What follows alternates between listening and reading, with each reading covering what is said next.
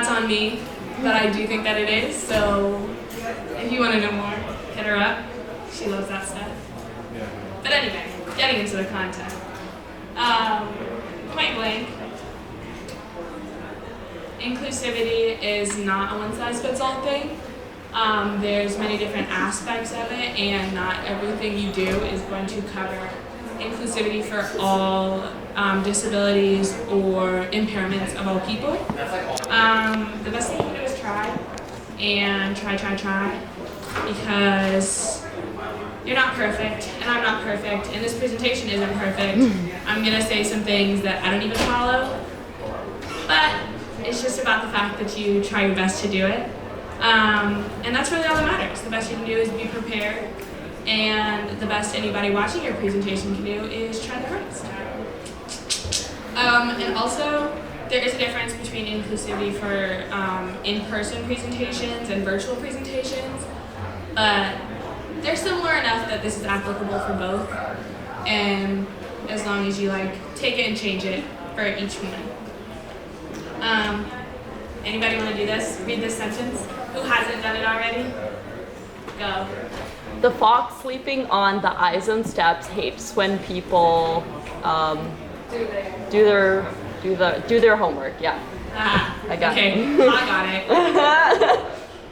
But this is just a fun little activity, so I can start talking about colors. So as you can see right there,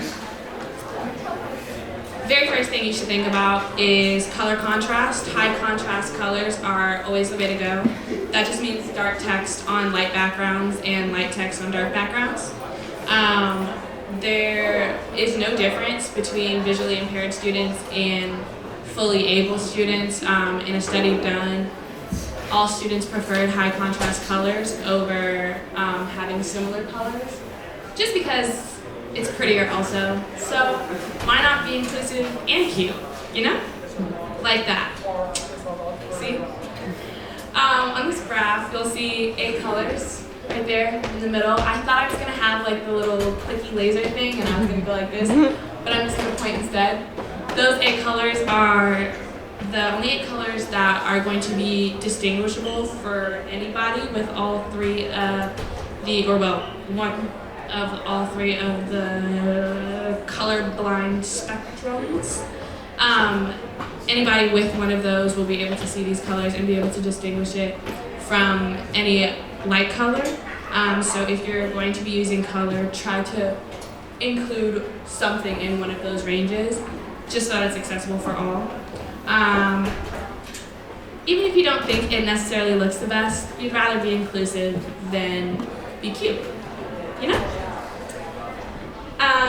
Especially in charts, if you're doing some sort of scientific article or presenting research of any sort, you should always make sure that you use something with color, because black and white obviously is going to be very hard to distinguish. Grays are, as we saw in the last sentence, the hardest colors to distinguish, and so it's not very inclusive if you have graphs or I see the flashing.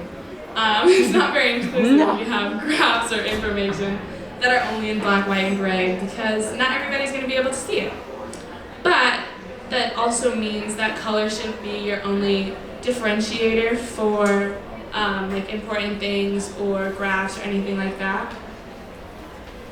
As I put over there, you can see you should have bullet points or capital letters or italicize important aspects or underline things that you want people to pay attention to, because color is not always going to be your best friend. Also, the fact that you can't always rely on colors to look the way you want them to look. The color on this laptop is very different from the color on this screen right now, and you can't control for that kind of thing in presentations especially, so it's best to just come prepared and make sure that you're trying to make your stuff as accessible as possible at all times. Now, I like this slide a lot. I think it's cute, but that's besides the point. Fonts are very important, as I said before. That's something else that you can use besides color to differentiate things and to show what's important and what's not. Another thing that caption is very great for, if you're manually captioning, that font is very good for. if you're manually captioning things, obviously, for the most part, that is done automatically if you have the right settings. But if you're doing it manually, making sure that you're using accessible fonts is very important, because there's no point in captioning something if nobody can read it. But making sure that you're taking advantage of the plethora of different fonts that we have access to, and making sure that you're choosing the right ones for your audience is very important. Keeping things simple. You don't want to make a text, you don't want to make a slide really text heavy, because A, nobody's going to read that. And B, if they do, they're not going to be paying attention to what you're saying. It's the same thing that people always say, you don't want to read directly off of slides. And so if you're not going to read directly off a slide, don't put all that words up there.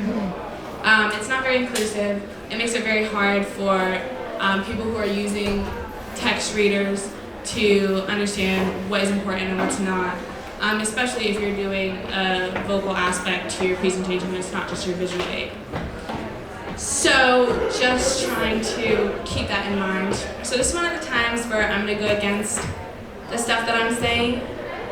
Ideally, if you have a PowerPoint, you should keep about 7 lines on a slide and about 6 words per line.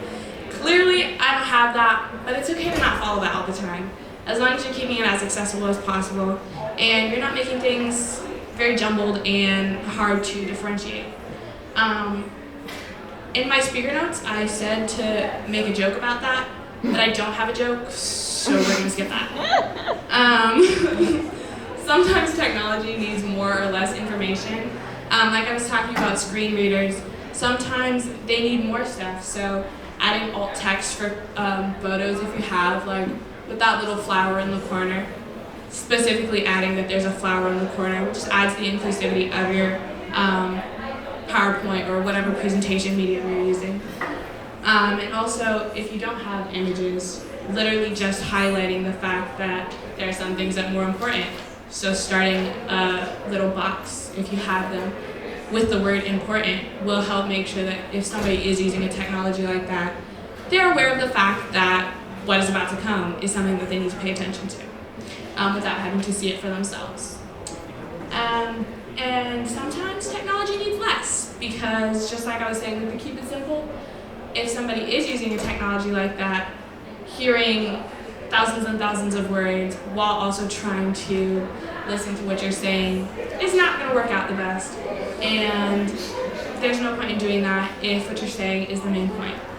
So just making sure that you're aware of that is going to greatly help your accessibility. Now also for checking.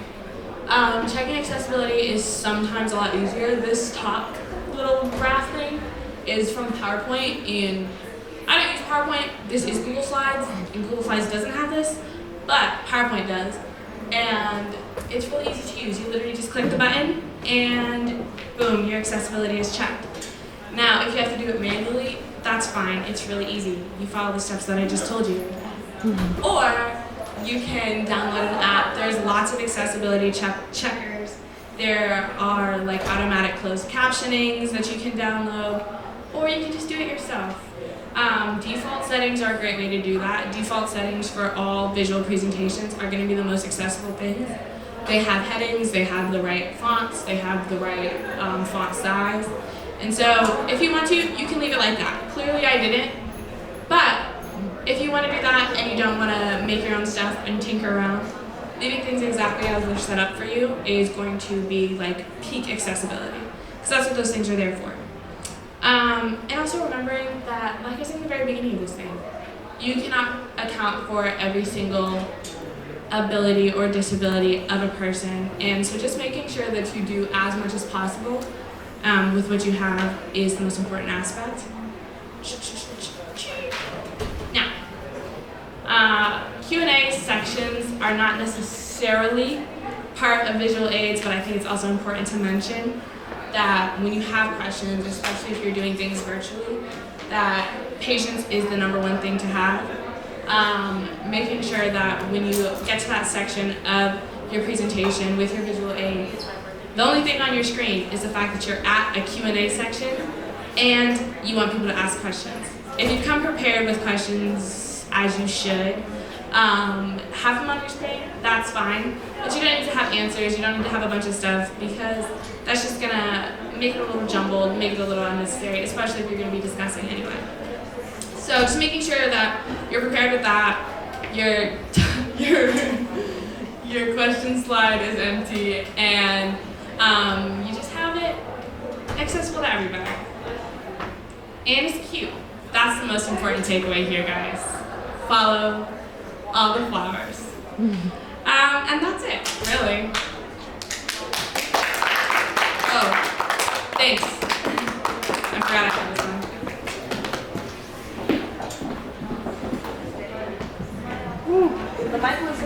14 minutes on the dot. All right, nice work, Sonali. That was a very beautiful and informative presentation. Thank you. All right, up next we have Ha, one of our speaking fellows. I'm just going to cue up her presentation. A fun fact about Ha is that she's going abroad, and I'm going to miss her.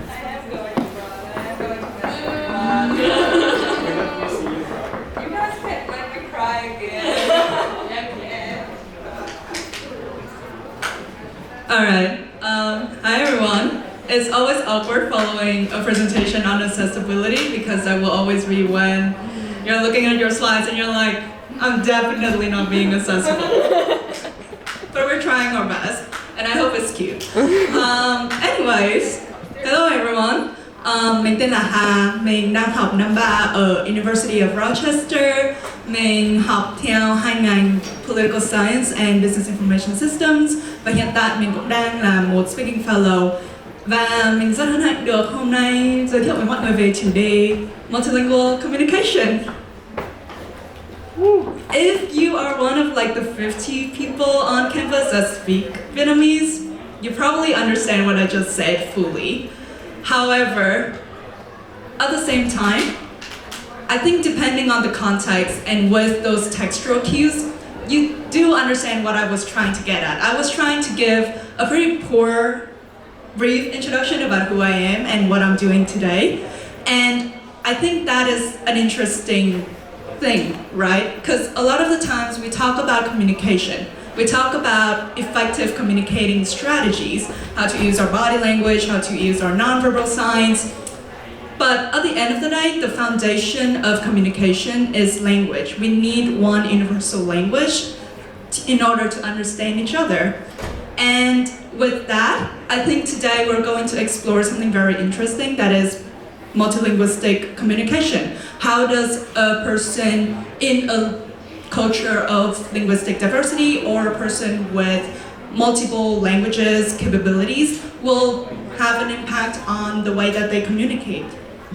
So, with that, I'm going to actually give you a more concrete and introduction about myself that everybody can understand. So, Ha, this is me in áo dài, a traditional attire in Vietnam. And that should also say to you that I'm an international student from Vietnam.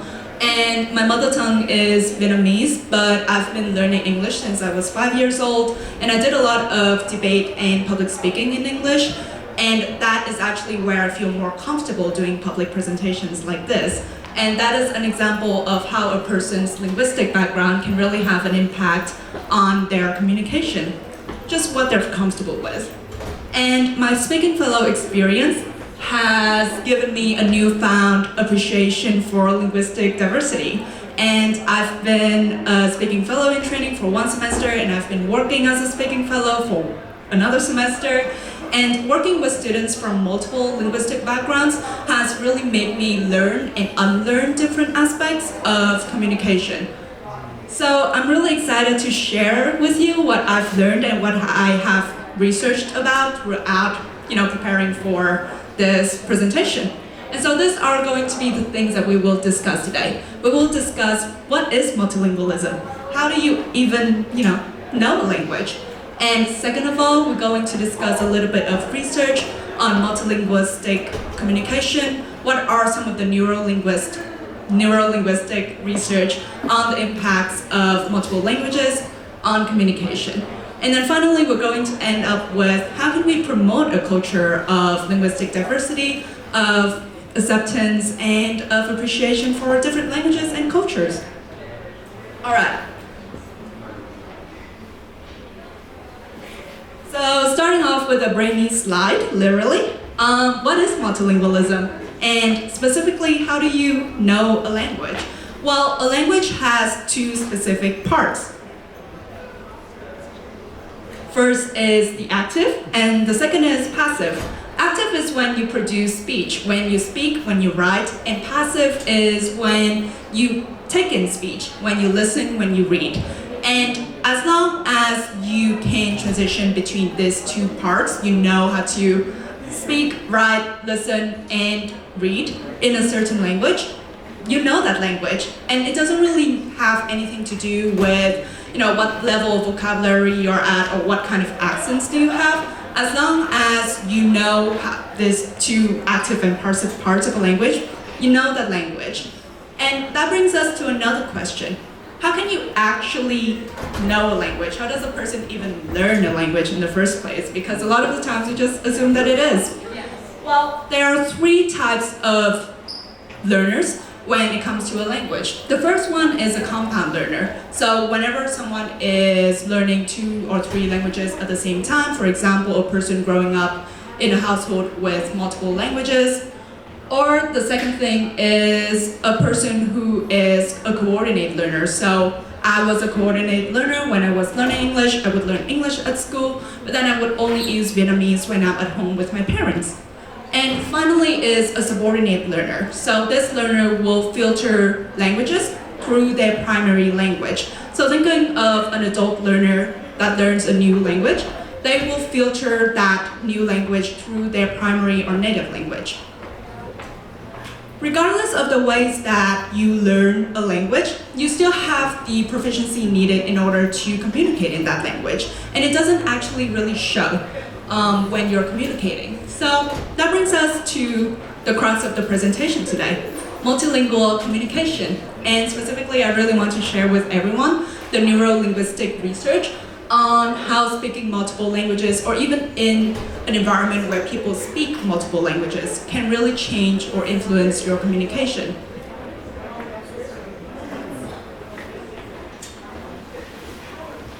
Across the board, in the literature, there are two main things that happen when you're in an environment of linguistic diversity. The first one is it increases your meta-linguistic awareness. So it helps you understand more the abstract properties of a language, thinking about language. So for example, it helps you understand sarcasm, irony. It also helps you understand the grammatical structure of different languages. For example, in Vietnamese, we always have pronouns for people who are older or younger than us, but that is not something that we have in English. And reflecting on that, I kind of understand more the cultural differences in terms of what people emphasize when they're talking to each other in different cultures. And another thing that that multiple languages or an environment of multilingual communicators also helps is navigating communication breakdowns. Because think about it, in what situations do we have communication breakdowns? We have it when people don't understand each other or when people don't try to understand each other. We have it when we are unable to sympathize with different perspectives, when we are unable to find a common ground to compromise. And by speaking multiple languages, it enhances your ability to switch different languages based on the context, based on the emotional cues. It helps you integrate communicative cues such as emotional expressions, facial expressions in your communication. And it also increases your contextual awareness, your sensitivity to the needs of other communicators. And those are all of the things that can help you navigate tricky communication situations and allow you to overcome those kind of barriers in communication. So overall, linguistic diversity allows us and empowers us to be better communicators. So whether you are a multilingual speaker or you're in an environment of linguistic diversity, it still helps you appreciate different perspectives. It helps you appreciate, cross-cultural communication, and enhances flexibility when you are working with different people from different linguistic backgrounds. So, at the end of the day, what can we walk away with from this presentation? Well, I hope through this presentation there are 4 things that stand out. First, rethinking ways of acquiring a language. A lot of the times we think of proficient language speaker as someone who just doesn't have an accent, for example, or has a certain kind of speaking. However, as I mentioned, as long as you have 2 parts of a language, you are a capable communicator in that language, active and passive parts. And second of all, I also hope that you can walk away with an appreciation for diverse styles of communication. Different languages also have different styles of communication correlated with them. For example, in Vietnamese, we really prize on politeness and making sure that we address everyone with honoraries. However, in English, it is a very casual kind of language. I never really need to think about honoraries when I'm talking with people here. And so the different languages and different cultures will also come with different styles of communication that we need to appreciate. And the third thing is understanding cross-cultural references. I actually ran into a situation like this when I was grading a student's paper, because that paper referred to the US Congress as Parliament. And at first I would have brushed it as, oh, they didn't understand the readings.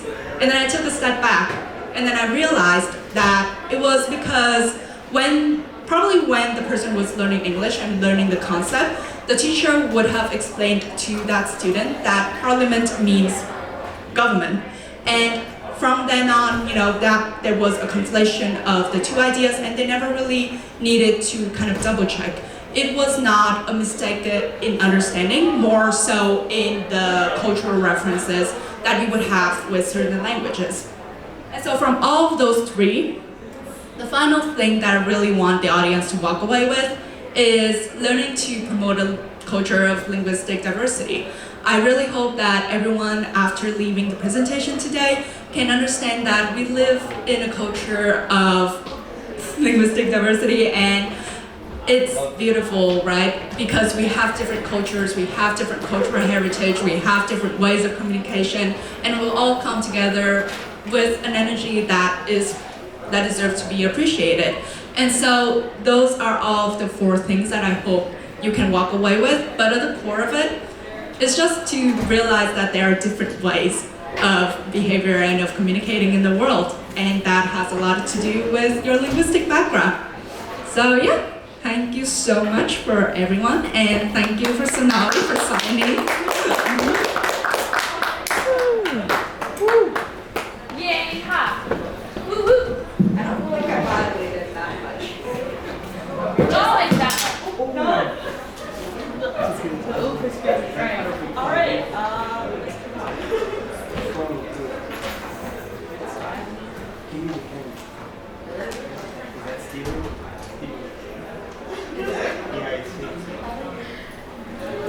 Because of his pants, he's the only one who is the friend in the shoe.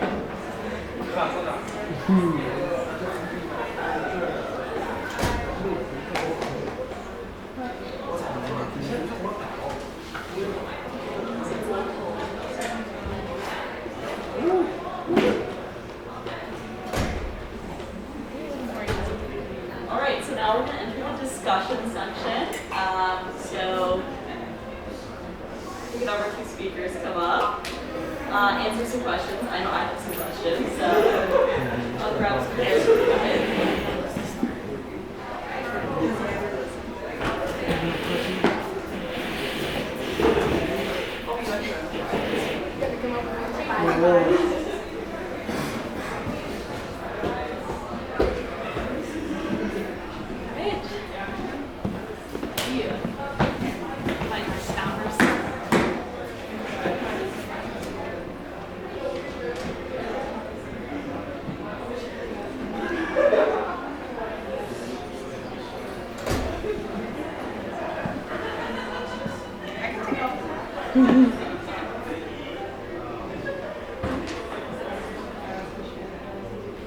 Okay, I have a question. I have a question for Ha.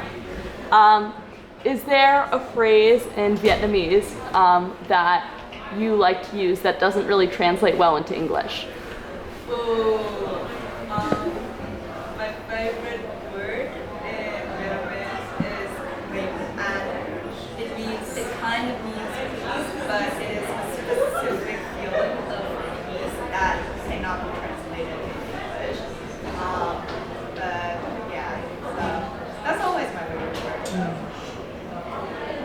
Yeah, so how do you reconcile, like appreciating good art as multicultural identity and multilingual background with accessibility?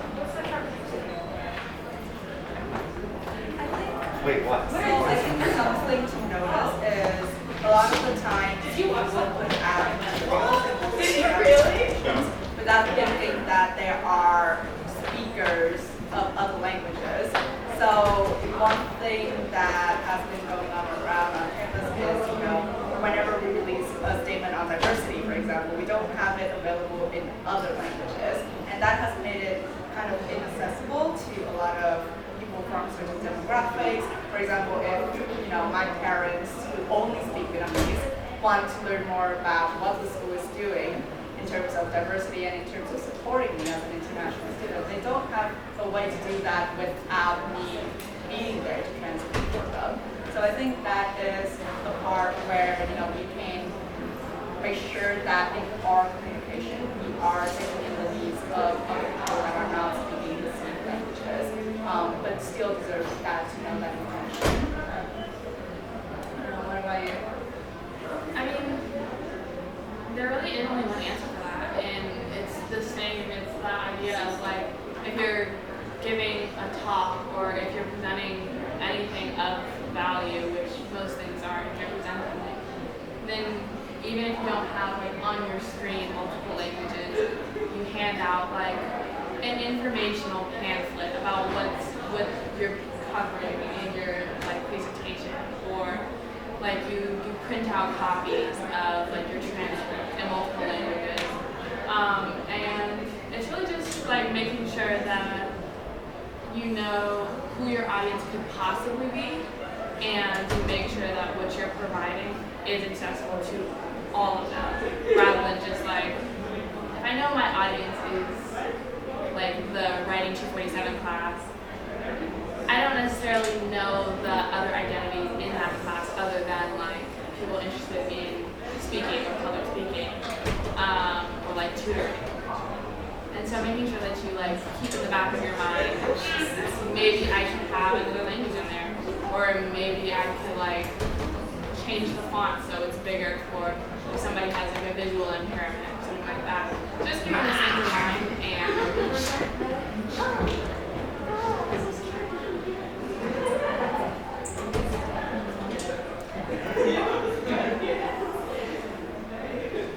I have a question. Another one from the audience. Another one from the audience. This is for Sonali. Is there a presentation that you look back on that you made in the past and you're like, I wish I had made this more accessible, and what would you have changed?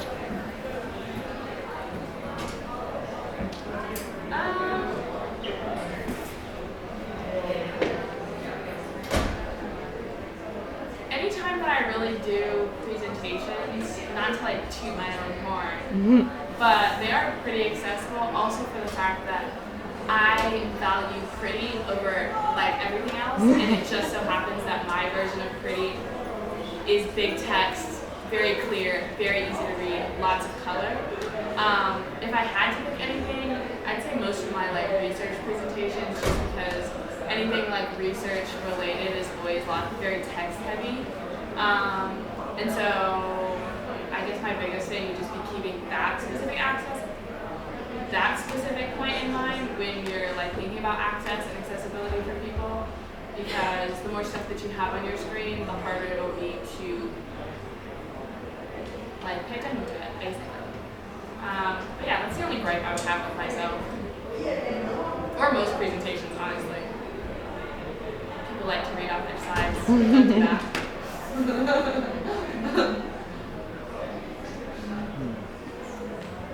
Come on, audience. I have a question for Sonali.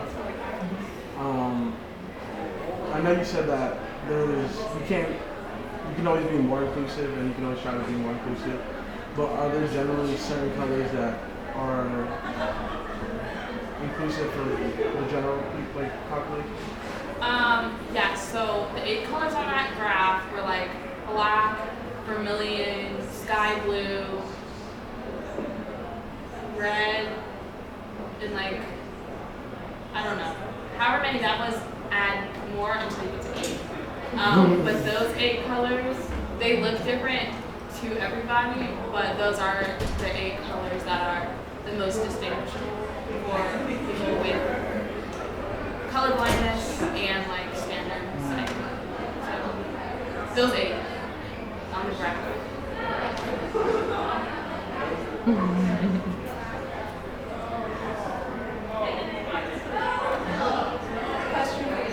Yeah. Does anybody feel like for multilingual speakers voice, like they already have like an alternate personality in different for each language? Because I feel like Vietnamese me and English me are very different. For me, I think so. But usually it's amongst friends that speak the same language. I kind of have a more playful, like, joking imitation of my family. Like, that's how I kind of use that rapport with my friends. I think I'm funny when I'm here.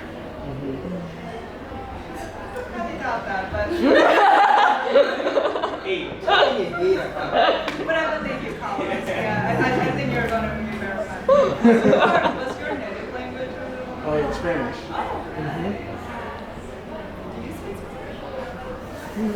Just trying. I think I'm a little bit more like the opposite because I grew up in the United States, so I definitely like have more humor in like English, and because my parents don't really understand like the bad humor in English, so I'm able to like get a little more stuff like cursing.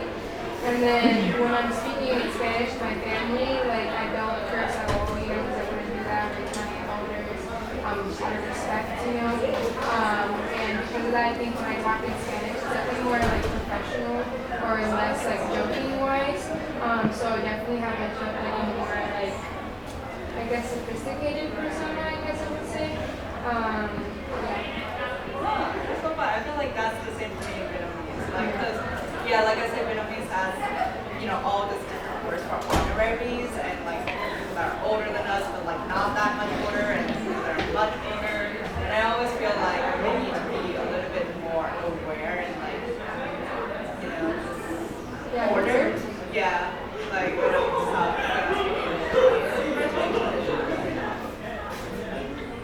I think that's actually a very fun question you get to ask your multilingual friends. Like, what do you think is your persona in this language? I always think that it helps you understand.